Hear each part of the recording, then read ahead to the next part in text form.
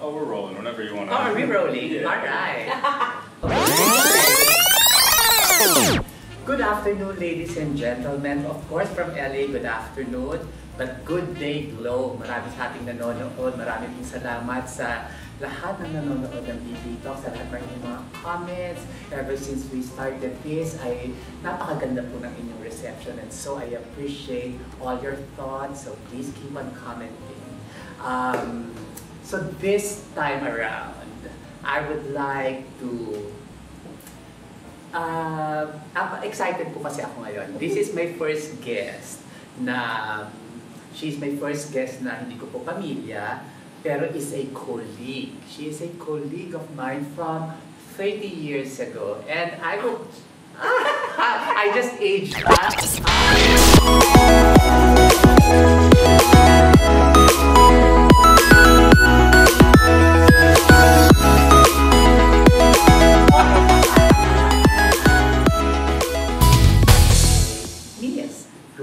Rodriguez. Hello, BB. It's nice to see you. You look so beautiful. Thank you for having me here. Sa lahat po ng nanonood ng BB Talk, magandang araw. Maganda po kami pareho sa inyo. Para sa inyo, maganda po kami. Love your own. Oh, syempre. But you actually look good. Oh, thank you. I mean, you know, you look rested, you look at peace. You look happy. Yeah, I am actually happy. I may be stressed from work. Sometimes it's stressing, but it gives me a certain joy that's different from what I used to do. Right. Yun naman ang America eh. Sometimes we always feel that because we do everything here. But there is also that sense of peace. I must say peace. And sense of fulfillment. Na, kaya ko palang maglaba. Pag-uusapan natin na kaya yan. Okay, pag-uusapan natin yan. Pero bago po tayo magpatuloy, si Ruby po, una kong na-encounter in the 1990s. Yes. Diba? Yeah, Viva Days. Viva Days. Yes. You are also from Viva. We were the Viva babies. We are the legit batang 90s. Yes. Diba? Yes. Yan ang panahon natin eh. Yes. Diba? So, and then kami yung nasa drama nung araw. Kayo ang ginagawa nyo. Comedy. Yeah. Ano mga pelikulang yan? Ang dami. Oh my God, sa Viva? Oh my gosh, I think I did a lot. So much. But isa sa mga super big movies na alam ko sa Viva is like Alabang Girls. Of course. Alabang Girls is so famous. There's Pitong Gabol. Yan yung mga super comedy. There's mga Robin Good. Okay. And then, of course, I did a lot of nice movies too. Like Kaputol ng Isang Awi, Ipagpatawad Mo. Ang daming kasing ginawa ko. Oo, ng Viva. Yeah. I was always there as a comic relief. Correct. Ganyan. Or like, I was a comic relief. Did you start with Viva right away? No. How did you start in showbiz? Okay, I started in movies. Yeah. Okay. Regal. Regal. Oo. It's so funny kasi nakadiscover talaga sa akin is Malu Santos. Star Cinema. Okay. Malu Santos. Saan kanya na-discover? Sa set ng isang Regal movie. It's called it's Super Inday and the Magic Bibe, I think. And with the Golden Aiza. Kabibe. Oh, yung Golden Bibe. The Golden Kabibe. Hindi, Bibe. Kasi si Gary Bibe. Diba? Tapos si Marcel Soriano, because Marcel's a good friend. And then I remember picking her up on the set kasi pinaayos niya yung car niya. So I picked her up. And she wasn't... You used to be close. I still am. Kaya lang now, of course, medyo because of the distance, we don't talk so much. But then, I picked her up on the set because she needed a way home. And naghintay kami. So as usual, bumangka ang lola mo. Wala nagkukwento, hindi ko naman alam na nagtatawanan na pala sila. And when I hear the laughter, naiinganyo ako. So kwento ako ng kwento yung pala 1 hour and a half na natigil ang shooting dahil sa akin nanonood na silang lahat. So it was direct Channing Carlos who insisted they get me on the next film of Maria. Okay, my question is, when you were in college, were you doing theater? Yes. Or, you were doing theater? Since grade school, theater. Mahilig talaga ako sa theater. Pero I wasn't interested in show business. Yeah. Kasi meron akong dream, I wanted to be a lawyer. So, You wanted to be a lawyer. yes, that's why in college I took pre-law. I see. So pre-law ka ng college. Oo. And I thought you also took business management. Yes, it's a pre-law. It's a pre-law, correct. Of course. Business Obviously. management, then I minored in accounting because accounting is good for law. Yeah. And then what I did was, I still was there, and then I was going to go to law school. Uh-huh. I got offered this, and then I said, sige na nga. Kasi nga, while I was doing that, I was teaching also preschool. I was a teacher. teacher Yeah, ka. the teacher Alam mo ako. ba? Side hustle ko yun. Alam ko yun. That was my dream. To be a To a preschool teacher. Kasi preschool, I like preschool kasi they are like sponges. Yes. They absorb everything and they Yes. appreciate you. And the innocence. They show you I appreciation. love the innocence. Alam mo kasi yung mga Oo. pamangkin ko, yung mga ganyang Oo. anak kasi it's the innocence. Yeah, and the way they appreciate you, Yes. taking care of them, Yes. telling them stories. Yeah. They love it. So, I was a preschool teacher. Tapos yung na-offer sa akin to, sabi ko nga, naloko na ako sa showbiz. So, napunta ako doon, Okay, so from being a teacher, nag-showbiz ka. Yeah, pero I was doing movies, but I was still teaching. Gotcha. So when you were in Viva, ang saya natin nun. Sobra. Sobra saya nun. Oo, diba? sobra saya. So, meron ka bang, sino best friend mo nun sa Viva? Ang dami kasi nila eh. So, I don't have anyone. Sheila Israel. Si Sheila Israel. Bing Maisaga. Oh, si Bing. Oh, yan. Kami yan. Sheila, Bing, yan sa Viva. Okay? Ngayon, nagka-flashback ako ngayon. Nagka-flashback ka, di ba? Grabe. Flashback. Kasi yan yung panahon natin. Tapos, sila Jelly, kasi nga I work with Yeah. sila Jelly a lot. Ang brother mo, Si Rafi. ay nakatrabaho ni Rostom yan. Correct. Alam ko yon for a fact. At si Rafi ay nandito sa Amerika. Talaga ba? Pero nasa Las Vegas siya. So pag pumunta ka doon at gusto mo siyang interviewin, sabihin mo lang sa akin kasi ako kiwa. Okay, perfect. Andito Nakatrabaho siya sa Las siya sa Vegas. Gagay. Nakatrabaho siya ni Rostom sa Gagay. Oo. And then, may ginawa sila yung... I remember kasi may may isang TV show ginawa pa. kaming show underage. Underage? Ando si Rufa, Si Carlina. Carlina Oo. nandun. Kaya nga nalala ko na si Rostom bumisita pa doon. Talaga ba? Hindi ko makakalimutan yun. Hello! Akala ko, hindi ako yung kasama doon. Kaya sabi ko si Rostom eh. Yeah. Ito ba sinabi ikaw? Sabi ko si Rostom yung nandun. Meron ka ba crush nung araw? Sa mga taga-Viva nung araw? Siyempre may crush ka? Wala. Yung Wala. nagagwapuhan meron. Kanino? Nagagwapuhan ako ng kay Richard Gomez. Yeah. Kasi, like Gabby and Aga, those days, ang gwapo nila. Kaya lang, they're gwapo, but they're not my cup of tea. Ang yabang, di ba? Tabatsoy na to, kala mo kung sino. Hindi siya type mo. I- So, anong type mo? Yung mga Richard Gomez, yung dark skin. Kasi ang feeling ko, pag maputi na katulad ko, pag nag-holding hands kami, hindi ko alam kung alin ang kamay ko. Ganon. Ako gusto ko ng nakikita maputi. ko. Ako hindi, gusto ko yung Talaga. yung mga Ako dark gusto ko skin. ng maputi.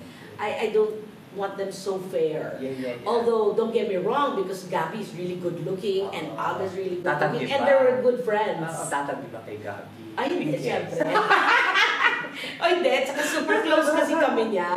So, Okay. parang pag nakikita kami, parang kami magkapatid. Director. Sino ang director na meron kang... Mga Ito naman favorite. na pag-uusapan na lang naman. Yung medyo merong... Shakot? Oo, nakakatakot na... Kasi uso sa atin yan nung araw. Bilang disiplina ha. Yeah. This is not to bash Actually, anyone. it's not takot. It's more of yung talagang high respect na alam Yeah. mo they're very serious with their work. Exactly. So when they're directing, medyo listen. yes, Ganyan. exactly. Ah. Na you gotta listen. Or else. Or else, may lilipad. Diba? Or else, exacto. Baka lumipad ka. Si Louise Gillian. Favorite ko. I worked with her. Uh-huh. Pero syempre, first time medyo Pero nakakatakot. kwetaw. Diba? Medyo kwetaw ka. And Pero kapag listen. magaling ka, love ka na. Okay ka naman. Diba? Parang ganun. Okay naman. Tsaka huwag ka maligid. Ay, hindi. Diba? Buti na lang sanay ako sa live. So, hindi ako nalilate. Hindi ako nalilate. So wala kang so much. wala kang traumatic experience. Traumatic, yung parang tipo, pinasigawan ako nito. Joel Labangan. Kasi really, like, pagka mainit, tapos pagkatapos, ay, parang wala na. So, si Direk kasi is, ang dami ko kasing ginawa kay Direk din eh. yes. Pero marami tayong naririnig sa kanya ngayon, yung mga kabataan medyo. Pero alam mo, sa kanya ko isa siya sa mga director na nagbigay sa akin ng disiplina. Oh, yeah. Yung, you should be on time on the set. At Read pagdating, your script. Know your script. Sa kanya ko natutunan. Yung pagdating ko ng reading, draft script na. Oo, dapat. Dapat. Kasi hindi ka nahihintayin. Hindi. Ano yan eh? Reading lang yan. Reading. Tara na. Okay na. Blocking. Tapos si Direk, yeah. Pag hindi ka memorize, kawawa ka. Oo, bawa mo, mula ulong gamba, goodbye. Tsaka si Direk Joel now, when he does like shows, yung mga drama, ganyan, siya talaga ang famous sa tuhog. And it's not tuhog. Pitong tuhog. Hindi pitong tuhog. Ang ginawa ko sa kanya is like 28 tuhogs. Oh, no. 28 or 40. Buong script? Parang halos. Kasi from going down, up, down, ito, ganyan. That's how we So dapat memorize mo yung blocking mo, yung script mo. Ako. At pati yung cue mo, pati yung script ng kausap, ka-dialogue mo, dapat alam mo yung sasabihin niya. Kasi pag hindi niya alam, at nag-cut kayo, yari kayo pareho. So, ang ginagawa ko, nangyayari yun, I feed them of what they were supposed to say. Or pagka magkakatabi kami, tapos hindi pa sila nagsasalita, yung patago yung kamay ko, nangangalabet, ikaw na, huy. Yung gano'n. Dapat so, alam mo yun. Pero yun ang disiplina natin ng araw, no? The 90s, that's what we got. We're always early on the set. Plus the fact, alam niyo po, hindi nila maitatanong, yung 90s kasi wala pang mga digital camera. Wala. So, film tayo. Film. So once pag sinabing action, hindi ka pwede magkamali kasi pag nagkamali mahal. Mahal. Kaya nga ang mga 90s usually take one babies sa taon. Correct. Take one babies tayo. Correct. Kasi nga, bawal ang magkamali. Hindi sa nagyayabang kami na hindi pwedeng mag-take. Nagkakamali rin po kami. Meron din kami mga mali noon, pero as much as possible, nasanay tayo. Yes. Even on like TV shows, sanay kami sa take one pagka mga sitcom or soap, di ba? Kasi nga, yun po ang kinalakihan namin. Saka yung mga respeto sa mga legends na nakakasama natin.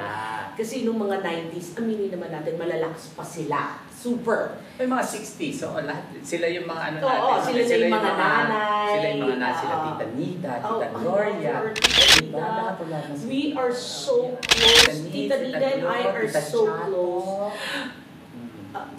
Kasi talagang nag-break yung heart ko because, you know, we did Okay Ka Fairy ko, right? And then, I remember the night before she died, magkausap kami sa home. Kwentuhan. And then I just find out, oh my God, ang sakit. Ako din. Kasi I have a very good relationship with her. Yeah, me too. Alam mo, ang dami namin pelikulang pinagsamahan niya. Yes. Naku, hindi natatandaan mo yung sardines niya. Ano ka ba? Paano ko makakalimutan? Binigyan niya sa akin ng sikreto.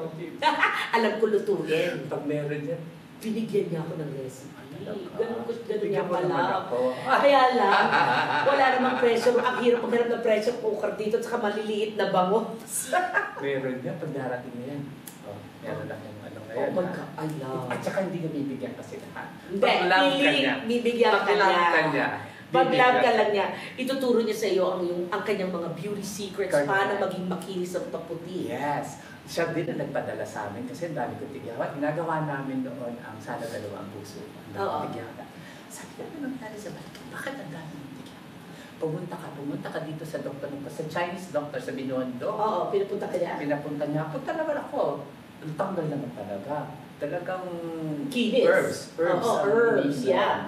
Ako, and then, in fairness naman, I didn't have that problem. So, ang tinuro niya sa akin, because I'm big, you know. Kung kayo ay may, like, problems, especially the big ladies or men, who has, like, yung mga itim-itim sa likod, or itim dito, ang mga kasingitan na nangingitim, syempre, ang pangit, pagka, di ba, may something to be about. Pag gano'n, ang chisim. Ang tinuro sa akin ni Tita Chat, alam mo yung pinya? Pineapple, di ba may matigas na part? Yung matigas na part, huwag mo nang kainin. Hiwa-hiwain mo, yun ang kuskus mo overnight. Patuyuin mo, mabango din, at saka nasa pinya ka pa. Pero maputi ka na lang sa pinya ka pa. Pero so double purpose ko. Maputi na, lasa ka pang pinya. Mabango, kasi di ba bago ang pinya? Oo, pero nakakaputi. Nakakaputi siya talaga. Okay. Titiisin mo lang yung lagkit pag matutulog ka. Matutuyo rin naman yan. Oh, wow, okay. So, gumagawa tayo ng pelikula. Kailan ka nag-Itbulaga? Paano ka na-discover sa Itbulaga? Okay, so I was doing movies, and then I did some TV guestings. Napanood ako ni Vic Soto. Si Boss. Sa Palibhasa Lalaki. I guested din Palibhasa Lalaki as the nanny. Nanny ako ni Chris Aquino, and it was her first TV appearance ever. Okay. So everybody was watching Palibhasa because it's Chris Aquino. Eh ako yung nanny. Tawang-tawa si Vic. Pinakuha niya ako for Okay Ka Fairy Ko. I see. As a guest. So, Okay Ka Fairy Ko muna. Yes. Pinakuha niya ako sa guest. So, sinabi niya doon sa EP niya, I want that girl, look for her. Yeah. Sabi ng EP niya, si Ruby. So, sabi ni Vic, kilala mo? Oo. Kasi yung boyfriend niya, boyfriend ko, pinsan. Small world. So, parang it was destined, di ba? Yeah, so, she called me, I guested, and they were still on channel 13 at the time. Yeah. I guested, and then, syempre, memorize yung script ko, and because I was in the theater, so alam ko na yun, diba? So, memorize yung script ko, and then, uma-adlib ako ng konti, so tawang-tawa siya, kasi parang tagtag ba? At saka wala kang takot eh, no? Wala kang nervous, no? Hindi, meron actually. Meron din ako nervous. Pero hinapigin ko sa'yo, wala kang nervous. Hindi, akala mo lang yan. Talaga. Sa first take, lagi akong Bulaga. I've been doing Bulaga for like 30 plus years. Big stage. Did you do Bulaga for 30? 30, no more. 35 yata ako when I left it. So, can you imagine whenever it's a big stage, Araneta, or like, yung mga big stages where we perform, or in arena, yung mga ganyan, big shows, bago umakyat ng stage, nanginginig ako. Always. Performing, even in live shows, yung pag mag-guest ako, nanginginig ako, pero pag tumulo na yung isang pawis ko, okay ka na. Ako naman, pag ganyan, hindi ako, nire-nervous ako, pero once nagsalita na ako, nawala na. Yung ako basta pag akyat, tapos di ba magsasalita ka, gagalaw ka na. Pag galaw mo, patak na yan Kasi galaw-gaw, diba? Yeah. Pag patak niyan, wala na. What is your most memorable experience? Alam ko, 35 years yan or so. Okay. In Itbulaga. In Itbulaga. Okay. What's your most memorable? Meron bang panahon dyan na on stage or whatever, meron ka lang feeling na may nagyari, may ganun ba? Yung parang, it's not na, anong ginawa ko, hindi ganun. It's more of a, wow, they loved it. Yeah.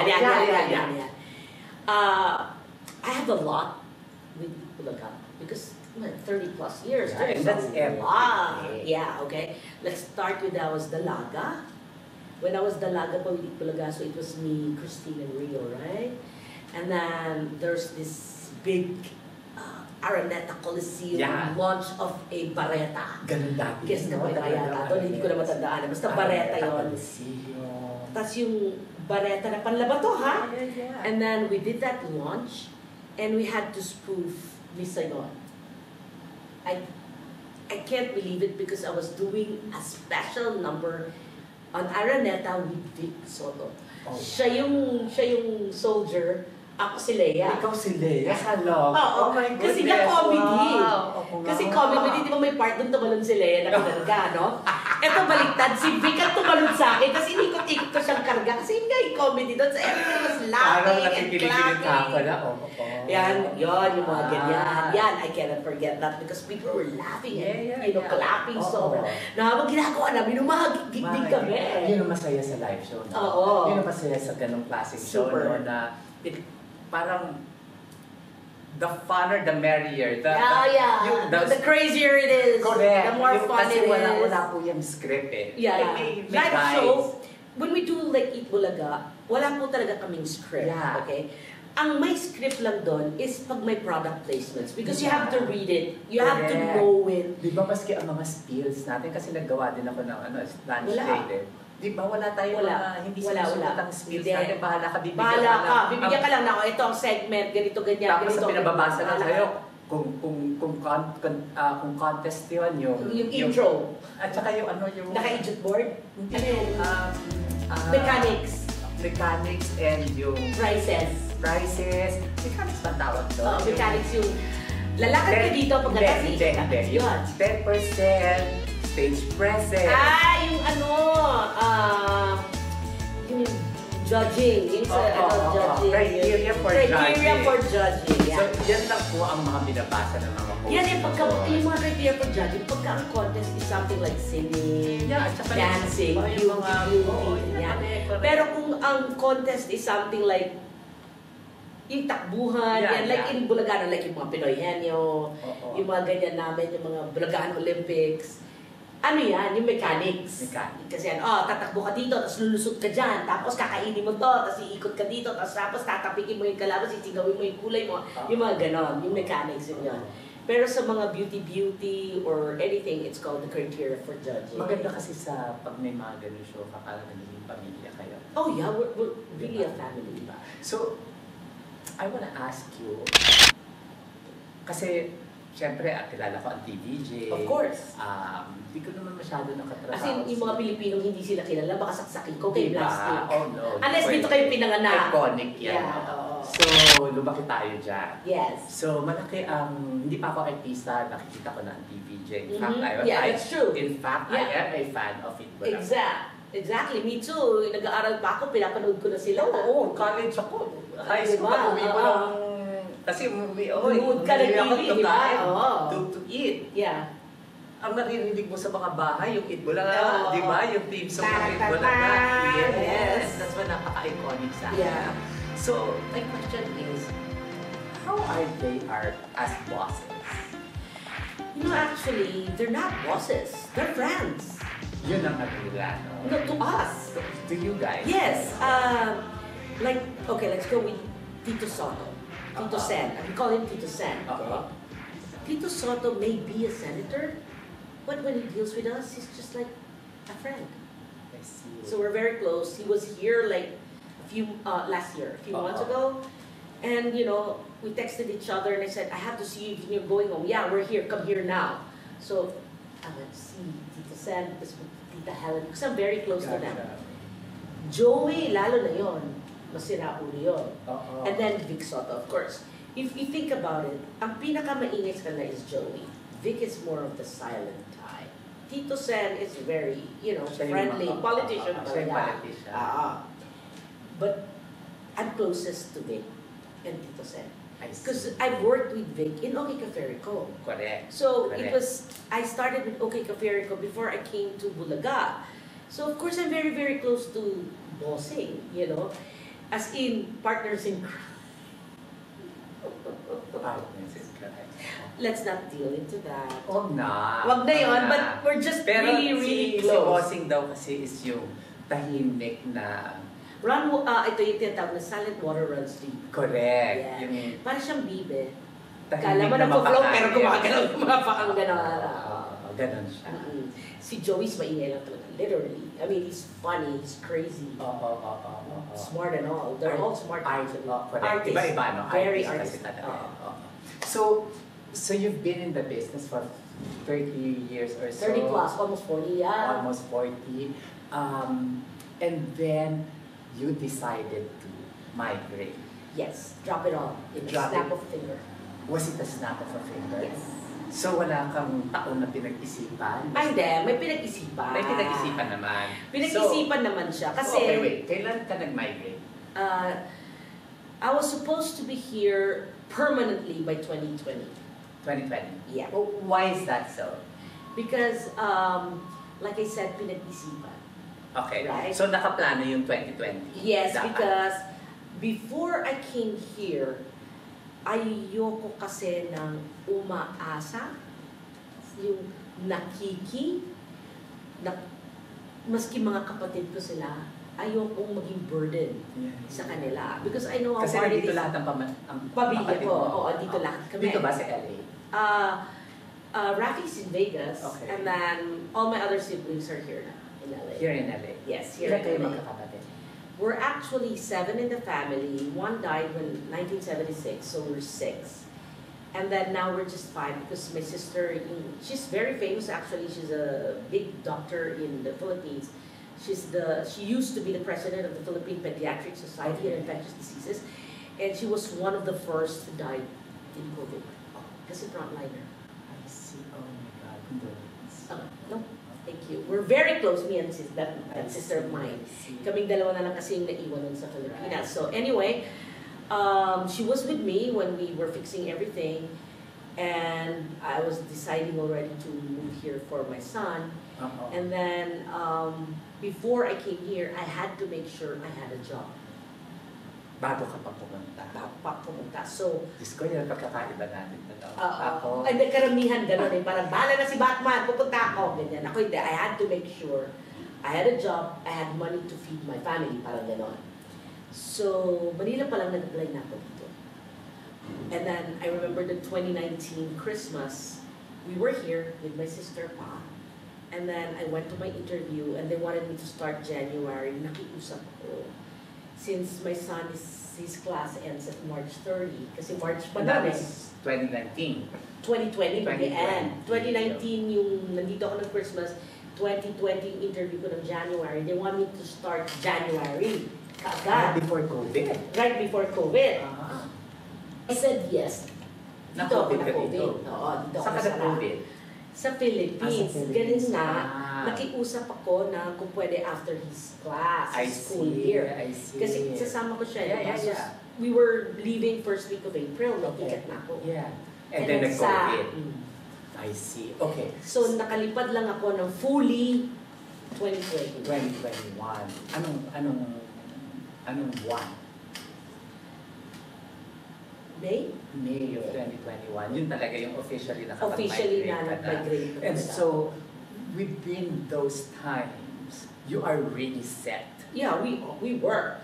Kasi I was supposed, they were getting me to do a soap Okay. in 2020. Oo. I said, okay, I'll be honest, kasi nag-guest ako sa isang soap. I said, I'll be honest with you, this is, I'll lay down my cards with you. Hindi pa alam ng mga kasama ko sa Pilagano. Except Mr. Taviera already knows. Siyempre, nagpaalam na ako. I'm leaving on April. So if you're going to start shooting by March, I can be your guest. And do this if you want. Yes, we'll fix the script, we want you to do it. O sige, sabi ko. And nag-COVID, so hindi rin natuloy. And then they called me around mga June or July. So talagang decided. Oh, yeah. Yung wala na makakapigil. Wala na. Yung walang project, walang ano na. And may I ask why? Okay. The basic reason is, for one, I know that the special education here is so much better. Philippines is good, don't get me wrong. Okay, but it's very expensive. Yes. If you want to get the best education for special ed, it's expensive. You have tutors, it's expensive. Right. Therapy is expensive. Yes. Medication is expensive. Expensive. You Unlike- have to afford everything. Yeah, afford everything. So, malaki man ang kinikita ka namin sa cost noon sa showbiz, napupunta na lang lahat doon. Oo. So, I said, wait a minute, the special ed here is better. My son is an American. Why can't he study here? So yun ang main consideration ko Okay, is his so- school and his medical treatment because my son has a very, very rare autoimmune. Yeah. And he was being treated here na, pero medical here Okay, for him. can we i-clear ko lang, no? Kasi we're talking about special Special ed, yeah. special education. So, what is the condition of your My son. Yeah. My Don Antonio and AJ, the love of my life. He has an intellectual disability. Intellectual disability. So, how do you define that? Because honestly, ako ngayon ko din lang narinig yan. I am aware yun. Okay. Autism, mga Yeah. ganyan, but this, Kasi yun yung mga famous, yung mga Oo. autism. Actually, sa special ed, there's an umbrella. The main is always roots from either ADHD or ADD. Yeah. But ADHD, may mga umbrellas yan. Yeah. May mga, yan, Yeah, yung may mga autism. ganun. If you have autism, you have ADHD. Okay. If you have Asperger, you have ADHD. If you have intellectual disability, you have ADHD. Okay. Ganyan. May mga ganun So yan. yung, your son has intellectual disability. Disability. Meaning, which means, which mean intellectual disability. So disabled ang brains, meaning delayed po ang brains niya. So his biological age is not on par with his mental age. so is it identified? Like for example, what is his mental age at this point? He's actually around 7 to 8 years delayed. 7 to 8 years delayed. So his biological age is 20. You're 20? Yeah, he's 20, but his mental age is around 12. Pero here, one thing I noticed, mas bilis yung pag-mature niya. Yeah. Dito because he's given chores, he's given responsibilities. So in the special education, what is the goal? Is it just to be highly functional, or at least makahabol ka dun sa biological age? Hindi talaga makakahabol. Hindi talaga hahabol yan, pero lalapit. Okay. Well, the main goal here is for them to be a functioning member of the society. Yeah, high functioning ang tawag natin dyan. High functioning, or at least not a burden to the society. For sure. Okay? Yeah. They may be getting a lot of benefits from the Social Security, but at the same time, in their school, they're being trained for independent living. Yeah. They're taught how to ride the bus. Okay. And then how to take care of money, and then they're being trained, work training. Yeah. So they have internship. They're placed in like in companies In a or work environment. They're being trained to work. So whatever work, sometimes they're like now. My son works at Salden School. Yeah, it's a school for smaller children. Oh. So, minsan nag-assist siya sa mga teachers. Sometimes he cleans, you know. And then they get paid. Yeah, para they know their value. Their value, okay? So, that's what's important to me. Yan yung hinabol mo. Yan ang hinabol ko. And you got it. Yes. Did you pray for it? It's super. Every day, every single time I pray for him to, succeed. And I don't care if he gets like a 3-hour job. I just want him to fulfill. Because when they said when he did this internship, they asked him, syempre they can compliment him. Because I know a lot of you have missed her. She's been here in the US for quite a while. And she is also one of the best comedians who actually graced our silver screen, and also one of the